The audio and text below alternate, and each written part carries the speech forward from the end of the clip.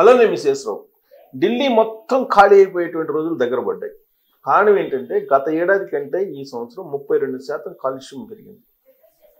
ఒక్క ఏడాదిలో 17 లక్షల మంది కాలుష్యం కారణంగా చనిపోయారని చెప్పేసి లెక్క తేల్చారు. కేవలం ఢిల్లీలోనే కాదు, భారతదేశ వ్యాప్తంగా 17 లక్షల మంది కేవలం కాలుష్యం, మితిమీరినటువంటి కాలుష్యం కారణంగా చనిపోయారు.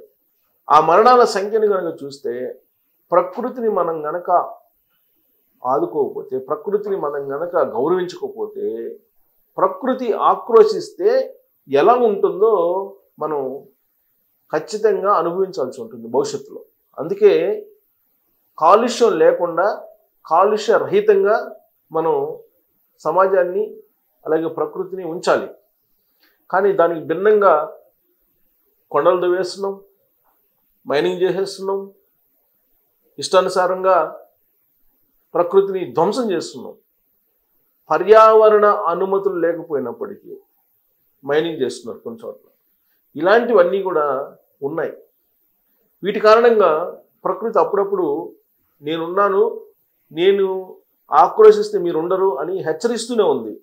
కానీ మనం మారట్లేదు. ఢిల్లీలో సంవత్సరానికి 180 రోజులు ఉండడానికి అనర్హత, ఉండడానికి అవకాశం లేనటువంటి వాతావరణం అక్కడ ఉంది అని చెప్పేసి శాస్త్రవేత్తలు, సైంటిస్టులు చెప్తున్నారు. ఒకవేళ మీరు అక్కడ ఉంటే ఊపిరితిత్తులు జబ్బు రావటము, లేదా త్వరగా పైలోకాలకు వెళ్ళటము జరుగుతుందని చెప్పేసి చాలా క్లియర్గా కేంద్ర మంత్రిగా ఉన్నటువంటి గడ్కరీ గారే అనేక సందర్భాల్లో చెప్పారు. అందుకే నేను ఢిల్లీ వెళ్ళను వీళ్ళంత వరకు అని చెప్పి ఆయనే చెప్తున్నారు. అంటే ఢిల్లీ ఎంత ప్రమాదకర స్థాయిలో ఉందో మీరు అర్థం చేసుకోవచ్చు. కేవలం ఢిల్లీ కాదు, మెట్రోపాలిటన్ సిటీస్లో పొల్యూషన్ అనేది ఎంత డేంజర్ లెవెల్స్లో ఉన్నాయో గతంలో నేను ఒక వీడియో చేసి చూపించాను, ఎక్కడెక్కడ ఎంత డేంజర్ ఉందని. ఢిల్లీ, ముంబై, బెంగళూరు, హైదరాబాద్ ఇలాంటి చోట్ల పొల్యూషను హై లెవెల్లో ఉంది, డేంజర్ లెవెల్లో ఉంది. అంటే పరిమితికి మించి, ప్రమాణాలకు మించినటువంటి కాలుష్యం ఉన్న కారణంగా ఊపిరితిత్తుల వ్యాధులు రావటం, శ్వాసకోశ వ్యాధులు రావటం ఇవన్నీ జరుగుతున్నాయని చెప్పి వైద్యులు చెప్తున్నారు. దీని మీద ఒక సర్వే వచ్చింది లేటెస్ట్గా. ఆ సర్వేలో ఏం చెప్తున్నారని అంటే ఒక ఏడాదికి 17 లక్షల మంది చనిపోయారని చెప్పి చెప్తున్నారు. ఏంటి ఆ సర్వే, దాని సారాంశం ఏంటనేది నేను మీకు చూపిస్తాను. ఇక్కడ సర్వే రిపోర్ట్ ఇది. భారత్లో వాయు కాలుష్యం పెనుభూతంలో మారుతూ లక్షలాది మంది ప్రాణాలకు బలిగొంటుంది.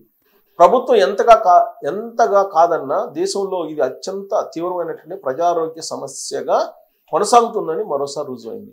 2022లో ఒక్క ఏడాదిలోనే 2022లో విషపూరిత గాలి కారణంగా 17 లక్షల మందికి పైగా భారతీయులు మరణించారని తాజా అధ్యయనం తేల్చింది. 2010తో పోలిస్తే ఈ మరణాల సంఖ్య ఏకంగా 38% అధికం కావడం ఆందోళన కలిగిస్తుంది. 2010తో పోలిస్తే 2022లో జరిగినటువంటి మరణాల సంఖ్యను తీసుకుంటే 38% పెరిగింది కాలుష్యం కారణంగా. ప్రఖ్యాత Lancet count down on health and climate change ఒక నివేదిక ఇచ్చింది. ఆ నివేదిక కొన్ని చేదు నిజాలని బయటపెట్టింది. అవేంటంటే 71 విద్యా సంస్థలు, ఐక్యరాజ్య సమితి ఏజెన్సీలకు చెందిన 128 మంది నిపుణులు ఈ నివేదికలో పొందుపరిచిన అంశాలను చూస్తే మనకి భయంకరమైన నిజాలు బయటపడుతున్నాయి. శిలాజ ఇంధనాలపై మితిమీరి ఆధారపడటం, మితిమీరి ఆధారపడటం అంటే పెట్రోల్, డీజిల్ వీటన్నిటి మీద మనం ఆధారపడటం, గ్రీన్ ఎనర్జీ కాకుండా మన శిలాజ ఇంధనాల మీద ఆధారపడటం అనేది ఒక భయంకరమైనటువంటి నేరం. ఎందుకంటే పొల్యూషన్ రూపంలో మనం జీవన కాలం పడిపోతుంది. వాతావరణ మార్పులను ఎదుర్కోవడంలో విఫలం అవడం ప్రజల ఆరోగ్యంపై ఎలాంటి తీవ్ర ప్రభావం చూపుతుందో ఇది స్పష్టం చేస్తుంది.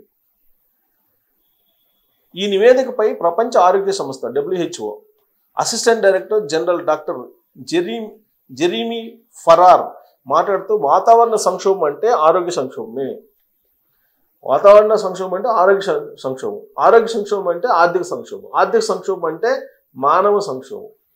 ఆరోగ్యమే మహాభాగ్యం అన్నారు. అలాంటిది ఆరోగ్యాన్ని కాపాడుకోలేని పరిస్థితుల్లో మనం ఉన్నాం.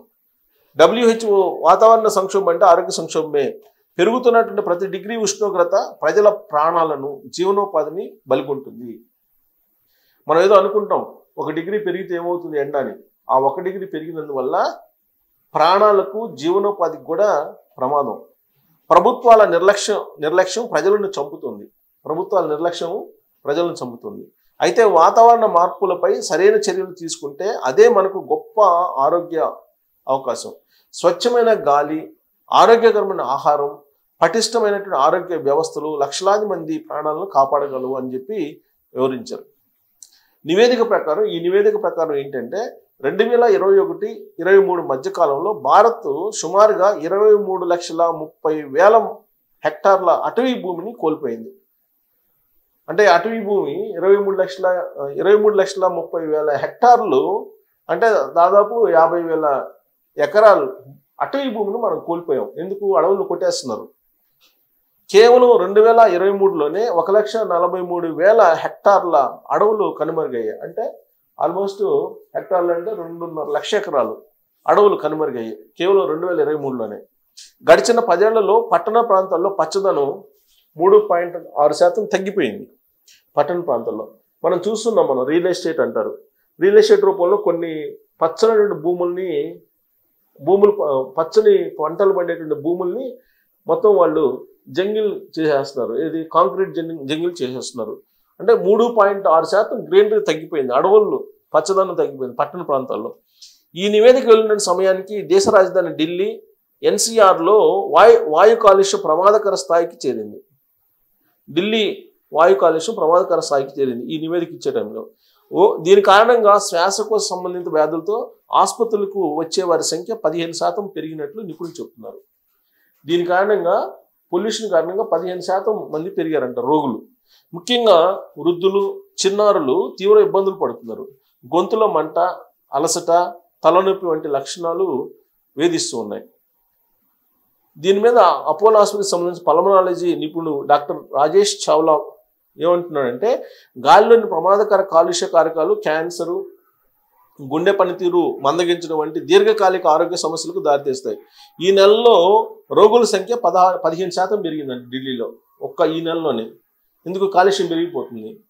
వారు కోలుకోవడానికి కూడా ఎక్కువ సమయం పడుతుంది అని తెలిపారు. Central pollution control board data ప్రకారం గత వారంలో ఢిల్లీలో PM2.5 కణాల సాంద్రత క్యూబిక్ మీటర్కు 488 మైక్రోగ్రాములు చేరింది. ఇది గత 10 ఏళ్లలో అత్యధికం కావడం. గత 10 ఏళ్ల కంటే అత్యధికంగా ఢిల్లీ పొల్యూషన్ పెరిగింది. కాబట్టి ఢిల్లీలో ఉండడం అంటే మీ ఆయువు ప్రమాణాన్ని తగ్గించుకోవడమే. కాబట్టి చాలా వరకు ఢిల్లీ నుంచి వెళ్ళిపోవడానికి సిద్ధమవుతున్నారు. 180 రోజుల పాటు అసలు అక్కడ ఉంటే ఆసుపత్రికి పోవడం ఖాయం అని చెప్పి చెబుతున్నారు. ఇలాంటి పరిస్థితుల్లో ఢిల్లీ మరి పేరు మార్చితే సరిపోతుంది. ఇప్పుడు పేరు మార్చాలని చెప్పి బీజేపీ వాళ్ళు కొంతమంది డిమాండ్ చేస్తున్నారు. ఢిల్లీ పేరు మార్చాలని. ఢిల్లీ పేరు మార్చినంత మాత్రాన ఢిల్లీ కాలుష్య రహితంగా మారుతుందా? మారదు. కాబట్టి ఢిల్లీ కాలుష్యాన్ని తగ్గించాలంటే ఢిల్లీ ఖాళీ కావాల్సిందే. ఢిల్లీ ఖాళీ కావాలి అని అంటే అక్కడ ఇప్పటికే 15% పెరిగిందంటే గత ఏడాది కంటే రోగుల సంఖ్య, ఆసుపత్రికి వెళ్ళేటువంటి వాళ్ళ సంఖ్య. అంటే ఎంత ప్రమాదకర స్థితిలో వాయు కాలుష్యం ఉందో మీరు ఆలోచించుకోవచ్చు. మరి దీన్ని అరికట్టడం ఎలా? ఇది ప్రభుత్వాల యొక్క వైఫల్యమేనా లేదా మానవాళి వైఫల్యమా? దీని మీద కామెంట్ చేయొచ్చు. Thank you.